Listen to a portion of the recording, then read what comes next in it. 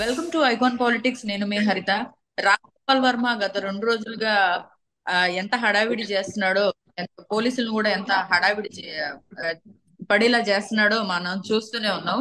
అయితే మొన్నటి వరకు భయం లేదు, అది లేదు, ఇది లేదు అని చెప్పి కబుర్లు చెప్పిన రామ్ గోపాల్ వర్మ ఇవాళ తను ప్రవర్తించే తీరు చూస్తుంటే అంతటా కూడా హాస్యాస్పదంగా మారిపోయింది. ఈ అంశం మీద మన అడ్స్మిల్ గారి కామెంట్ ని తెలుసుకునే ప్రయత్నం చేద్దాం. నమస్తే సార్. నమస్కారం అండి. సార్ మీకేమనిపిస్తుంది సార్ రామ్ గోపాల్ వర్మని చూస్తుంటే? ఏమి లేదండి, వీళ్ళంతా కూడా వాళ్ళకే గౌరవం దక్కినప్పుడు అతని పట్ల అభిమానులు ఇప్పుడు అతను ఎంత వికృతంగా ప్రవర్తించినా, ఎలాంటి కామెంట్లు చేసినా జనాలు ఇరిటేటింగ్ కామెంట్ చేసేవాడు అతను చాలా మందిని. అంటే పబ్లిక్ ని కూడా ఇరిటేట్ చేసే విధంగా ప్రవర్తించాడు. భరించారు భరించారు, సహించారు సహించారు, వాళ్ళు వచ్చి అని వదిలేశారు అతను. అందుకని అతను సినిమాలు సరిగ్గా పోవట్లేదు. ఆయన కూడా ఏం చేస్తున్నాడంటే, ఎవరో ఒకళ్ళు అతని పేరు ఉంది కదా కంప్లీట్.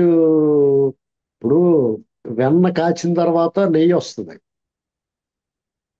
ఆ అడుగును మాడు ఉంటది కదా. నెయ్యి కాసిన తర్వాత మీకు తెలిసే ఉంటుంది. మీకు వెన్న కాసిన తర్వాత బాగా మరక కాసిన తర్వాత నెయ్యి తీసేసుకుంటూ అడుగుని ఆ మూకుడికి అంటుకుపోయి ఉంటుంది మాడు. అందులో అవును. పంచదార వేసి తినేస్తారు. పంచదార వేసి తింటారు పిల్లలు. అరగదు. ఆ ఆ. ఆ పిల్లలు పంచదార వేసి తింటారు. ఉమ్. అలాగా ఇతని బొమ్మ అంతా అయిపోయింది. ఇంకా సీన్ అయిపోయింది. అప్పుడు ఏం చేస్తున్నారంటే, కొంతమంది ఔత్సాహిక నిర్మాతలు వాళ్ళు ఏం చేస్తారంటే, కొంత డబ్బు పట్టుకొచ్చి నీకు ఎంతమంది తీసుకోవాలి, నీ పేరు వాడుకుంటాం అని చెప్పి గోకేశారు మొత్తం. అతనికి ఏం లేదు సీన్, ఇంకా అయిపోయింది. ఉమ్. అతను బుర్రలో గుజ్జు ఎప్పుడో అయిపోయింది. ఆ పేరు ఏదో ఉంది కదా, ఆ ఇమేజ్ ని వాడేసుకున్నారు, మొత్తం వాడేసుకున్నారు. అందులో అందుకునే మీకు రకరకాల మిల్క్ కోమా, పాలకోవా ఏదో సినిమా అమ్మాయి హీరోయిన్ పెట్టి తీసాడు కదా, రకరకాల ఉమ్. ఇవన్నీ ఇష్టం. అతను ఇష్టమైనట్టు చేసి పాడేసాడు, పెంట పెంట చేసేసుకున్నాడు అతని కెరీర్ని. ఇక ఇంకా సినిమాల్లో లాభం లేదనుకుని మీడియాలోను, సోషల్ మీడియాలోను, యూట్యూబ్ లోను ఇంటర్వ్యూలు, ఇతను ఏదో యజం రాము యజం అంట. ఇతను ఏదో ఉమ్. పెద్ద యజం ఉన్నట్టు అసలు. ఆ? ఉమ్. ఇలాంటి చేసుకోవడం, ఆ అంటే పుల్ల విరిచినట్టు మాట్లాడటం, ఆ ముఖం మీద కొట్టినట్టు ఏదో అవతల వాళ్ళకి చిరాకు తెప్పించేలా మాట్లాడటం, ఏదో పెద్ద యజం అన్నట్టుగానే ఆ ఎలివేషన్. అలాగే మీడియా కూడా అతను చాలా ఇంపార్టెన్స్ ఇచ్చింది అతని మాటలకి వాటికి. సరే, ఏదో అతను ఎలా పడినా అతను బతుకు తెరువు కోసం, లేకపోతే అతని ఇమేజ్ పెంచుకోవడానికి పడవచ్చు. కానీ అతను అతని వికృత చేష్టల పరాకాష్ట ఏంటంటే, రాజకీయ నాయకులు రాజకీయాల్లోకి అడుగు పెట్టడం, కొంతమంది సెలబ్రిటీలు, చిరంజీవి గారు ఫ్యామిలీ కానీ, పవన్ కళ్యాణ్ గారు కానీ, చంద్రబాబు నాయుడు గారు, లోకేష్ గారు, ఇలా కొంతమంది విషయాల్లో అతను ఏలు పెట్టడం, వాళ్ళని ఇరిటేట్ అయ్యేలాగా వ్యవహరించడం, కామెంట్లు చేయటం, ఫోటోలు మార్పింగ్లు చేయటం, ఏ వేదిక దొరికితే ఆ వేదిక మీద వాళ్ళు ఇష్టం అనుచితంగా వ్యాఖ్యలు చేశాడు అతను. చంద్రబాబు గారి గురించి కానీ, లోకేష్ గారి గురించి కానీ. లోకేష్ గారి గురించి ఒక మాట మాట్లాడి అతను, చంద్రబాబు నాయుడు అబ్బాయి కాకపోతేనంట అతను గుమస్తా కింద కూడా పనికిరాడు అని చెప్పి చెప్తున్నాడు. నువ్వు నీ బాబు అన్నపూర్ణ స్టూడియోలో పని చేయకపోతే, నీకు అక్కడ ఛాన్స్ లేకపోతే నువ్వేం చేద్దు? తంపడేసిన ఏడు శనక్కలు అమ్ముకుందు నువ్వు. ఇలా అంటే ఏమనుకుంటాడు అతను, చెప్పండి. ఉమ్. ఇప్పుడు ఇతని గురించి లోకేష్ గురించి అలా మాట్లాడాడు, ఇతని గురించి ఇంకో మాట్లాడతాడు కదా. ఇప్పుడు ఆంధ్రప్రదేశ్ లో కానీ లేకపోతే ఎక్కడైనా కానీ కోర్టు హాల్స్, కోర్టు సముదాయాలు ఉంటాయి. ఆ కోర్టు సముదాయాల దగ్గర వేరుశనగ పప్పు పంపుతారు. అక్కడ కోర్టు వాయిదాల కోసం వచ్చిన వాళ్ళు వెయిటింగ్ చేస్తూ ఉంటారు. ఆ వెయిటింగ్ చేసి వాళ్ళు కాలక్షేపానికి వేరుశనగకాయలు, పొట్టు తీసిన వేరుశనగ పప్పు, కారం అద్దినది, ఉప్పు అద్దినది రకరకాలుగా అమ్ముతూ ఉంటారు. ఆ అమ్మినప్పుడు ఆ ఆ అమ్మటానికి వచ్చి ఊళ్ళో ఉంటాడు ఇతను అన్నాను అనుకోండి, నేను తప్పు కదా, అనకూడదు కదా అలాగా. అనకూడదు సార్. అంచేత అతను కూడా ఎదటోళ్ళ గురించి వాళ్ళ స్థాయిని మరిచి, ఇతని స్థాయిని వదులుకుని వాళ్ళ స్థాయి దిగజార్చే విధంగా కామెంట్లు చేయొచ్చండి. పవన్ కళ్యాణ్ గారు అలాగే మాట్లాడు, ట్వీట్లు పెడతాడు టార్గెటెడ్ గా, అవతల ఇరిటేట్ చేసి వాళ్ళ అభిమానులు ఇతని మీద రియాక్ట్ అవుతే అది తనకు పబ్లిసిటీ అనుకుంటాడు. ఈ రకంగా అతను చాలా వికృతంగా 10-15 ఏళ్ల నుంచి అతను చాలా వికృతంగా వ్యవహరిస్తున్నాడు. అంటే ఈ సమాజంలో ఇప్పుడు మనకో పిచ్చెక్కిన పిచ్చి కుక్కను కొడతాం, పిచ్చెక్కిన వాళ్ళు పిచ్చి హాస్పిటల్ తీసుకెళ్తాం, లేకపోతే దొంగల్ని దోపిడీదారుల్ని ఈ ఇబ్బంది పెట్టే వాళ్ళందరినీ రకరకాలుగా ఇచ్చేస్తాం. వీడిని ఎందుకు వదిలేశారు అనేటువంటి అందరిలోనూ ఉంది. ఇతని పట్ల ఎవరికి సానుభూతి కానీ జాలి కానీ, అయ్యో పాపం అని కానీ లేదు. ఇతని మీద కేసు నమోదు అయిందంటే సరే, అతని మీద కేసు నమోదైంది. అతని ఇష్టమైన వ్యూహం అనేటువంటి సినిమా తీసి అందులో ఫోటో మార్పింగ్లు చేసి, లక్ష్మీస్ ఎన్టీఆర్ అని సినిమా తీసి ఎన్టీఆర్ కుటుంబాన్ని ఈదులో లాగటానికి ప్రయత్నం చేసి, ఆవిడేదో చాలా గొప్ప పనివంతురాలు, చాలా త్యాగమూర్తి అన్నట్టుగా ఆవిడ చూపించి ఇలాంటి సినిమాలు తీసి అలాగే కామెంట్లు చేసి టీవీలోను యూట్యూబ్లోను ఇష్టం ఇచ్చిపోయాడు అతను. ఆటోమేటిక్గా అతని మీద కేసు నమోదైంది. ఆ కేసు నమోదయ్యే క్రమంలో అతను పరారిలో ఉన్నాడు. అతను నోటీస్ తీసుకున్నాడు దర్జాగా, జేబులో చేపెట్టిన పది స్టిల్గా అంతే దమ్ముగా దర్జాగా పోలీస్ స్టేషన్కి వెళ్ళి విచారణ చేసుకుంటే నేను ఇప్పుడు ఒకవేళ అతను చేసిన తప్పును అతను అనుకున్నాడు అనుకో, ఈ కేసులో ఎందుకు అనుకున్నాడు, తప్పు అయిపోయింది, క్షమాపణ చెప్పొచ్చు. లేదా దానికి ఏదైనా ఉంటే కోర్టులో వాయిదా నడుస్తూ ఉంటుంది. పెద్ద విషయం ఇతనికి ఏమి వాళ్ళు ఏమి టార్చర్ చేయరు, ఇతను మ్యాన్ హ్యాండ్లింగ్ చేయరు డెఫినెట్ గా ఇతను. ఇప్పుడు అతను ఎంత మనం అతన్ని విమర్శించినా, అతని పరిస్థితి బాగోకపోయినా అతను ఒక హోదా ఉన్నవాడు. అతను ఎందుకు రాంగ్ హ్యాండ్లింగ్ చేస్తారు? పైగా ఆ కేసు కూడా మార్పింగ్ సైబర్ క్రైమ్ సంబంధించింది. దానికి విచారణ చేసి నువ్వు నీ వెనకాల ఎవరున్నారని చెప్పించి కొట్టి తిట్టి చేయాల్సిన అవసరం లేదు. ఏమైనా చేస్తే 2-3 సార్లు అతను కొంచెం డిగ్రేడ్ చేసి ఇలాగే ఇక్కడ కూర్చున్నాడు అలాగా కింద కూర్చో అంటారు అంతే. కూర్చుని కాలు మీద కాలు వేసుకున్నాడు అనుకోండి, కాల్ది అంటారు, ఇలాంటివి అంటారు అంతే. లేదా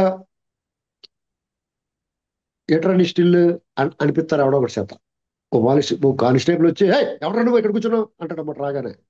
ఇంకొకటి వచ్చి లేదు ఆయన రామ్ గోపాల్ వర్మ గారు మీరు అలా అనుకోవడం మర్యాదగా మాట్లాడాలని ఒకడేమో 2 పీకుతాడు, ఒకడు వచ్చేమో వెన రాస్తాడు. దానికి ఆ టైప్ ఉంటుంది అక్కడ స్టేషన్లో ట్రీట్మెంట్.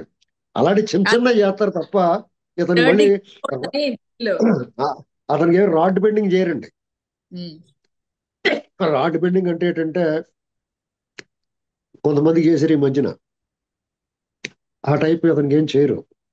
ఆ మాత్రం దానికి అతను అంత భయపడిపోయి అటు ఇటు దాక్కోవాల్సిన అవసరం అతను ఖచ్చితంగా లేదు. అది గుర్తుపెట్టుకోవాలి. పోలీస్ స్టేషన్కి వెళ్ళొచ్చు, లేదా పోనీ వెళ్ళిపోయినోడు 2-3 రోజులు ప్రభుత్వ పెద్దలతో సంబంధం ఉన్నవాళ్ళు మరి చెప్పే రకంగా బయటకు వస్తానని చెప్పేసి రావచ్చు, సరి చేసుకోవచ్చు. అతను బల్బు ఏ రేంజ్ లో ఉందంటే మళ్ళా వీడియో చేసి నేనేం జడ్చిపోలేదు, మంచం కింద దాక్కోలేదు గోడంకలు దాక్కున్నావా మరి అంటున్నారు జనం, నెటిజన్స్. నువ్వు మంచం కింద దాక్కోలేదులే, గోడంకలు దాక్కున్నావా, బాత్రూంలో దూరి తలుపేసేసుకున్నావా, ఈ టైప్ మాట్లాడుతున్నారు. వీళ్ళందరూ కాగితం పుల్లండి. ఒకసారి పోలీసు సరైనోడు ఇతన్ని పిచ్చి కుక్క ఏం వాగితే వాగింది అని వదిలేశారు. అసలు వీటి చూడాలని ఒకసారి కన్నెర చేస్తే సరైనోడు ఎవడన్నానే వీళ్ళ వ్యవహారం, వీళ్ళ అసలు రూపం కనపడుతుంది. ఎంత పిరికి వాళ్ళో టెంకలు పారేసుకున్నారంటారు మా ఊళ్ళో. ఇలాంటి వాళ్ళు టెంకలు పారుకున్నారంటారు, అంటే ఈ రోజు నెల పట్టుకున్నాయి అనమాట. ఇక్కడ బెంబేరెక్కిపోయి ఎక్కడ పోయాడో కూడా తెలకుండా. ఇప్పుడు మామూలుగా పోలీసులతో ఎలా ఉంటుందంటే అండి, కొంతవరకు సహిస్తారు వాళ్ళు ఏదన్నా సరే. వాళ్ళ ఉనికికి భంగం కలిగేలాగా వాళ్ళ ఉద్యోగ ధర్మానికి లేకపోతే ప్రజల్లోనూ ప్రభుత్వంలోనూ అతనికి వాళ్ళకి ఇబ్బంది కలిగి వస్తే వాళ్ళు చాలా వైలెంట్ గా రియాక్ట్ అవుతారు. వాళ్ళని కన్విన్స్ చేసుకోవాలి, సార్ ఇప్పుడు నాకు ఇప్పుడు కాదు ఇంకో వారం ఆగి వస్తానండి, నేను ఖచ్చితంగా వస్తాను, ఈ టైప్ చెప్పుకోవాలి. అయినా మానేసి దాక్కోవడం, కొంచెం వాళ్ళు స్టిల్ వేయటం ఇవన్నీ చూస్తే అవతల ఈయన తీసుకొచ్చిన వాళ్ళకి కుమ్మండ్రా అని చెప్పిన వాళ్ళకి ఒళ్ళు మండుద్ది కదా ఇవన్నీ చూస్తే. అలాగే పోలీసులు కూడా వాళ్ళు పట్టుకోలేకపోతున్నారా మీరేంటి అని చెప్పి వాళ్ళు శివాట్లు పడతాయి. అప్పుడు ఏం చేస్తారు? ఆ శివాట్లు పడినప్పుడు ఖచ్చితంగా తీసుకెళ్ళి శుభ్రంగా నలుగు పెట్టి తల స్నానం చేయిస్తారు, అంతే కదండి. ఇప్పుడు అతను కేసు చిన్నదే, వ్యాఖ్యలు తీవ్రమైన, కేసు తీవ్రత మిగతా వాళ్ళతో పోల్చుకుంటే ఇది చిన్నదే. ఈయన స్థాయికి తగ్గట్టుగా కొంత ఇతనికి వెసులుబాటు ఉంటుంది. వాటిలన్నిటిలే దుర్వినియోగం చేసుకున్నాడు. వాళ్ళు మళ్ళీ కోర్టుకి బెయిల్ పిటిషన్ వేసుకున్నాడు. బెయిల్ తిరస్కరించారనుకోండి, ఇప్పుడు వరకు దాక్కున్నాడు, ఎన్నాళ్ళు దాక్కుంటాడు? పోనీ ఇతను దాక్కున్నా కానీ ఇతని దగ్గరికి వచ్చి ఆడవాళ్ళు కానీ మగవాళ్ళు కానీ ఇతని దగ్గరికి వచ్చి వెళ్ళి వాళ్ళని పట్టేసుకుంటారు కదా వాళ్ళు. ఇతను ఎవరు దాస్తే, ఇతన్ని ఎవరి దగ్గర ఆశ్రయం పొందితే వాళ్ళకి రిస్క్ కదా. ఇలా మారిపోతూ ఉంటుంది, తీవ్రమైపోతుంది సమస్య. ఏవైనా ఒకటి మాత్రం అతను గమనిస్తే, అతను ఒక దయ్యాల సినిమాలు తీసి, యాక్షన్ సినిమాలు తీసి, శివ లాంటి సెన్సేషనల్ సినిమాలు తీసిన సెన్సేషనల్ డైరెక్టర్గా అందరికీ తెలుసు. తర్వాత తర్వాత దిగజారిపోయి బూతు సినిమాలు తీసిన డైరెక్టర్ గా కూడా తెలుసు. ఇవాళ అతను కామెడీ పీస్ అయిపోయాడు. ఖచ్చితంగా కామెడీ ఇప్పుడు అందరూ నవ్వేసుకుంటున్నారు అతని గురించి. ఆ సినిమా ఫీల్డ్ లో కూడా వీడికి 4 పీకితే బాగుండు రా ఎవడన్నా అని చెప్పి చూస్తున్నారు అందరూ. వెయిటింగ్ చేస్తారు. ఆ పరిస్థితి ఎప్పుడు తెచ్చుకోకూడదు. ఆ పరిస్థితి తెచ్చుకున్నాడు అతను. చాలా వెరీ దారుణం అండి ఆ పరిస్థితి. అసలు చాలా అవమానకరం అతని వ్యవహారం. ఆ స్థాయికి ఎదిగిన తర్వాత అంత చిల్లరగా బిహేవ్ చేయటం అనేటువంటిది సహించరానిది. అతని వ్యక్తిత్వమే చాలా నీచమానవుడు అతను. నీచమైన బుద్ధి.